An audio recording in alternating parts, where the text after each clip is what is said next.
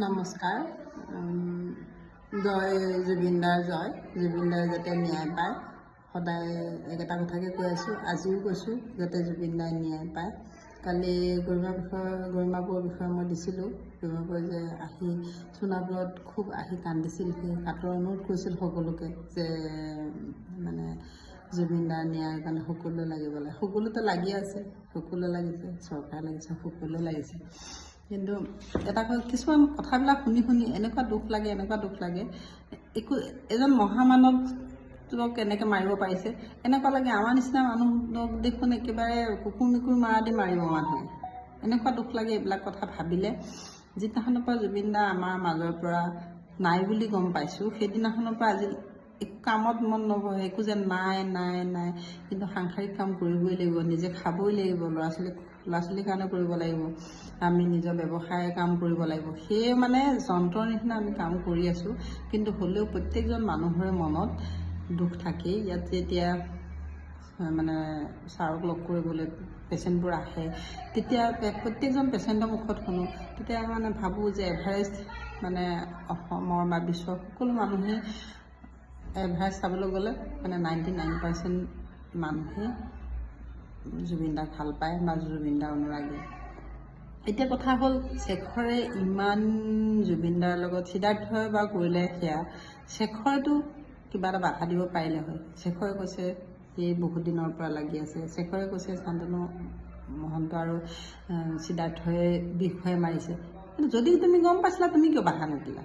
1 number. 2 number হ'ল আৰু এটা কথা, যিটো মাইক্ৰফোন, যিটো জুবিনদা কৈ থাকে যে এইটো 16 লাখ টকা, বা জুবিনদা সেইটোৰ ওপৰত ইমান গৌৰৱ কৰিছিলে মৰা সময়লৈকে, কিন্তু কিয় মিছা কথা ক'লে? জুবিনদা কিয় মিছা কথা ক'লে? মানে যিটো দাম 5 লাখ টকা, সেই মানে দাম স্পীকাৰটোৰ দাম হ'ল এতিয়া কি হ'ল 16 লাখ টকা বুলি পেলাই তেওঁ মানে ক'লে।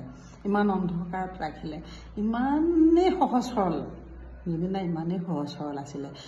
জুবিনদাটো সহজ সৰল আছিলে, গৰিমাবৌও সহজ সৰল আছিলে। কাৰণ গৰিমাবৌয়ে এইটো কথাত জুবিনদাই ক'লে যে তুমি এইবিলাকত নোসোমাবা, গতিকে গৰিমাবৌয়ে একো বস্তুতেই নোসোমালে।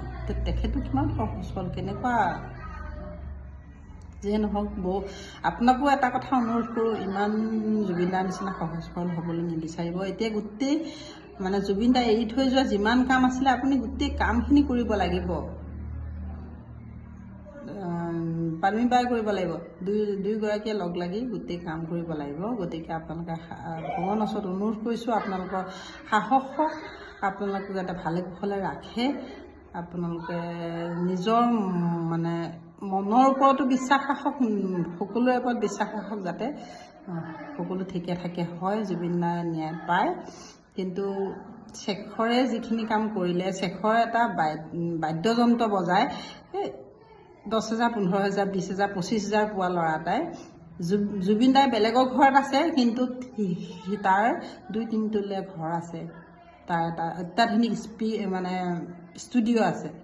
বা কেনেকুৱা মানে শুনি কেনেকুৱা লাগে, ভাবিলে কেনেকুৱা লাগে, কম টকা মাৰিলেনে? আৰু তহঁতৰ যদি ইমানেই টকাৰ প্ৰয়োজন হয়, অসমৰ ৰাইজক আমি জুবিনদাক শেষ কৰি দিম, আপোনালোকে পইচা দিয়ক।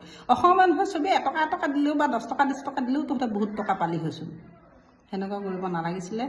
বহুত দুখ লাগিলে, গোটেই মানুহটোক অন্ধকাৰৰ মাজতে মানে মৃত্যু সময়লৈকে ৰাখিলে। আচলতে এনেকুৱা কৰিব নালাগে। সেয়ে সিহঁতৰ বহুত পাপ হৈছে, পাপৰ প্ৰায়শ্চিত্ত হ'বই লাগিব, আৰু নাকান্দিব। আপোনাৰ কান্দোনে আৰু আমি ভাঙি পৰিছোঁ। আপুনি ধৈৰ্য ধৰক। হয়তো আমি ভগৱানৰ ওচৰতো আমি সকলোৱে বিশ্বাস ৰাখিব লাগিব, যাতে জুবিনদাই ন্যায় পায়, ন্যায় পাবই লাগিব। আজিলৈ আহিছোঁ। জয় জুবিনদা, জয়। আজিলৈ আহিছোঁ। নমস্কাৰ।